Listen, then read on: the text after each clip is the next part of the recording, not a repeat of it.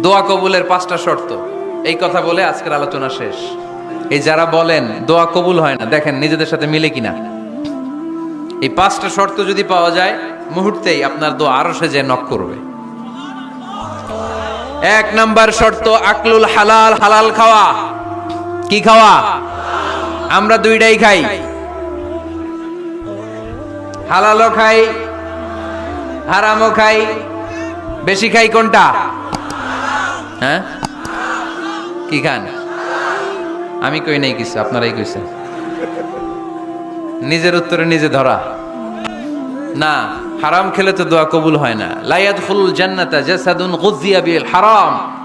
ওই দেহ কখনো জান্নাতে যায় না যে দেহ হারাম খেয়ে বর্ধিত হয়েছে। কেন দোয়া কবুল হয় না? মিলিয়ে নেন নিজের জীবনের সাথে, জাস্ট একটু মিলিয়ে নেন।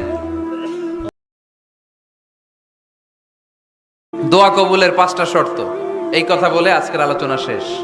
এই যারা বলেন দোয়া কবুল হয় না, দেখেন নিজেদের সাথে মিলে কিনা। এই 5টা শর্ত যদি পাওয়া যায়, মুহূর্তেই আপনার দোয়া আরশে যে নক করবে। 1 নাম্বার শর্ত আকলুল হালাল, হালাল খাওয়া। কি খাওয়া? আমরা দুইটাই খাই, হালালও খাই হারামও খাই। বেশি খাই কোনটা? হ্যাঁ, কি খান?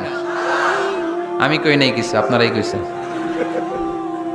নিজের উত্তরে নিজে ধরা না। হারাম খেলে তো দোয়া কবুল হয় না। লা ইয়াদখুলুল জান্নাতা জাসাদুন গুযিয়া বিল হারাম। ওই দেহ কখনো জান্নাতে যায় না যে দেহ হারাম খেয়ে বর্ধিত হয়েছে। কেন দোয়া কবুল হয় না? মিলিয়ে নেন নিজের জীবনের সাথে, জাস্ট একটু মিলিয়ে নেন।